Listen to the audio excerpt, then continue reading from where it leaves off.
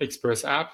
At first, in express.js.com, for Express library, you can see some best practice tips. And if you use another library like Express, these tips are the same on in others library. And if you know basics of the security, you can see these tips are the basics of the security tips. The first one is, yeah, you always make sure that you use updated version of Express. Another thing is make sure to use TLS if you have a secured and important data. Another thing, if to use the Helmet library. Helmet libraries use these modules that uh, done some things, some well-known issues in security.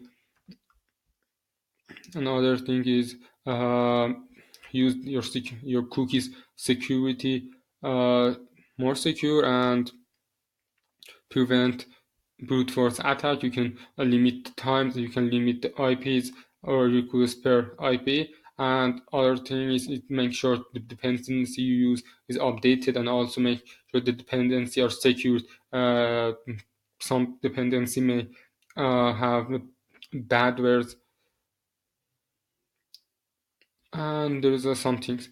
Also, I add these links in the description of video. These are the more advanced security tips, but always remember, we never can say our security of our node app is high level. But if you use this practice, these best practices, your security is going to the medium level.